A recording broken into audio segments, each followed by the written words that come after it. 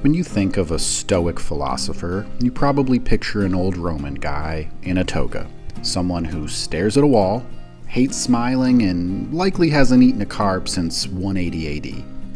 You definitely don't picture a giant, fuzzy panda who gasps every time he climbs up 4 stairs.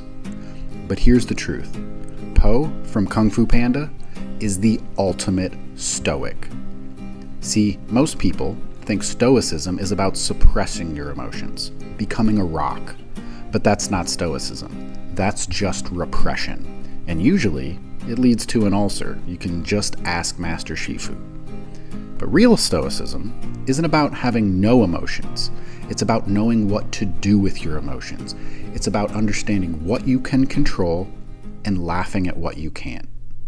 So today, we're going to look at how a movie about a noodle-loving panda explains the philosophy of Marcus Aurelius better than most college professors. So let's go ahead and remix some wisdom. Alright, so first let's talk about the illusion of control. So in the movie, Master Shifu is the typical bro Stoic. He thinks discipline means controlling everything. He wants the peach to fall where he says so. He wants the panda to be a tiger. He is technically a master, but he's miserable. Why? Because he's breaking the golden rule of Stoicism.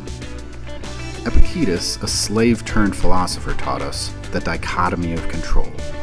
You can control your actions, you can control your will, but you cannot control the weather, the traffic, or whether the universe sends you a dragon warrior whose breath smells like radish. Master Oogway, however, is the true Stoic sage here.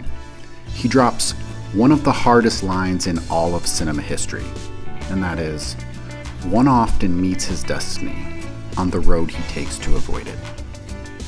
Shifu is stressed because he wants reality to be different than it is. He's fighting the tide. How often do we do this? We get mad at traffic. We get mad that it's raining on our wedding day.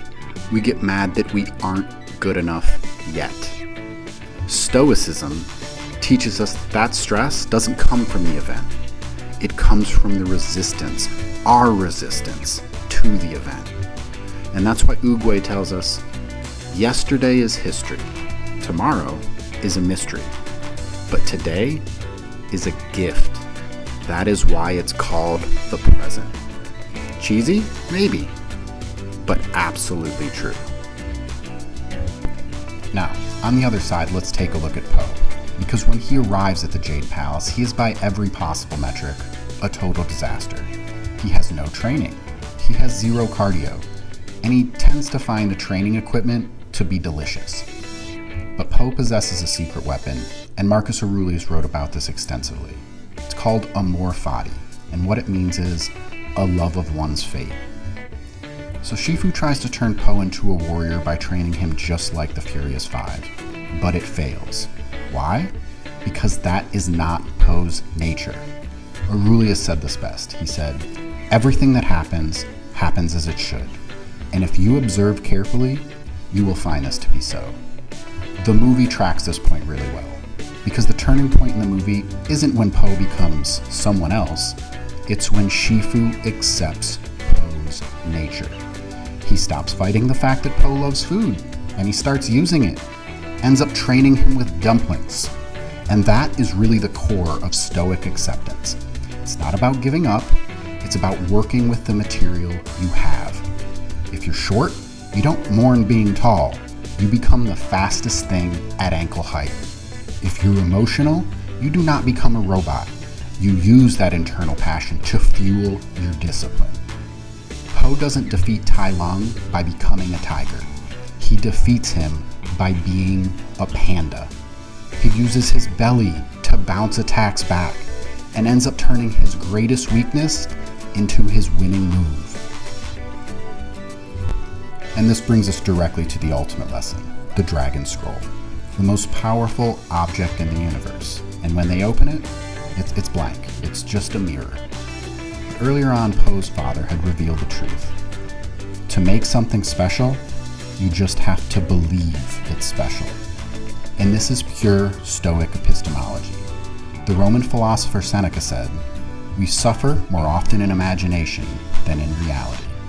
And to put this another way, things have no meaning other than the meaning that we give them.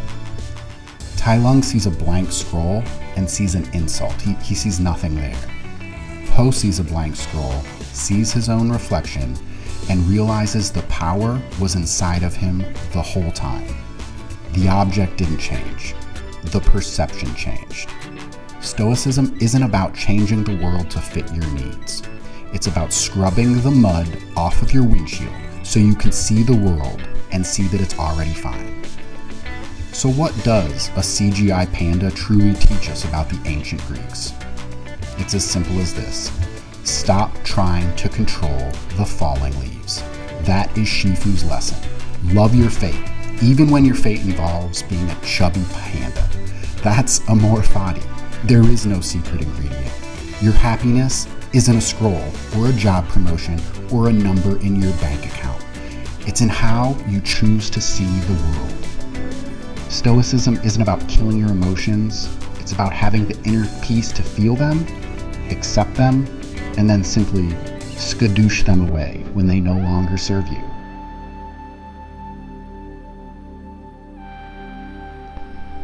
Okay, so that's the video for today. I really appreciate you joining me. And if you do like the content, be sure to smash the like button the same way Po will smash that tray of dumplings. But again, really appreciate you joining me. Be sure to look out for the next video where we're going to talk about Zuko's redemption arc and what we can learn from that. But appreciate you joining me and have a great day. See you next time.